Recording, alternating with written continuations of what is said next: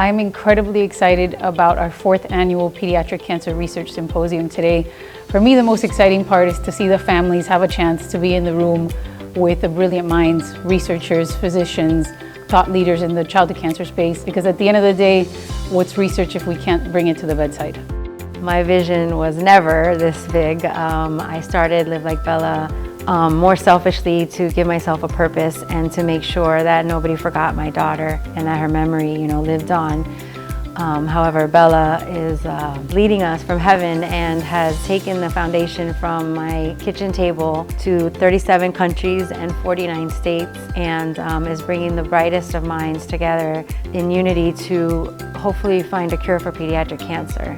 We're really blessed in the state of Florida to have so many great hospital systems, so many great research institutions that are focused on cancer treatment. But we're a big state.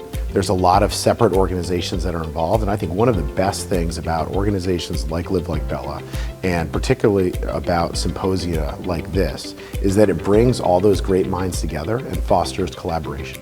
When someone said something was not possible, it was organizations like Live Like Bella that said, no, we should try it. And for me, this is the counter-narrative for the rare disease context of pediatric cancer, because it's that partnership across these organizations that can try new ways of doing science, new ways of doing research, new ways to collaborate, and new ways to advocate for those efforts. Success in pediatric cancer research, it's a team effort. It is a team effort from all members of society, so that we can continue to make the progress we've been able to make in the last 50 or 60 years.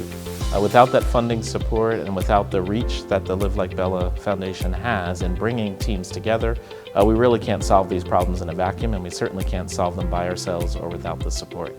When I was 6 years old, I was diagnosed with a rare type of sarcoma in my bladder and had surgery and chemotherapy, and that's what initially sparked my interest to want to work in childhood and pediatric cancer research. Events like this can really help raise awareness and spark interest in pediatric cancer research, and there's a lot of opportunity for researchers like myself to interact with families, patients and survivors, and get a better idea of what would make the most impact in their world and what would be most meaningful. I wanted our students to see the background of what they do, right? Because they're the technologists that are there that is dealing with cancer patients on one side of it, but they don't necessarily see the research side of it and know what's going on in the labs. So that's, for me, is absolutely important for our students to know that. My favorite part thus far about this event is seeing my former doctor. 40 years ago, I was diagnosed with cancer. Today, our moderator, which is going to be Dr. Danny Armstrong, was my doctor. I haven't seen him in 35 years. I got to give him a hug today, and I'll probably cherish this more than the symposium will ever know. One of my favorite quotes from Mother Teresa is, not all of us can do great things, but we can all do small things with great love. And I think that as researchers, that all of us together are doing small things with great love.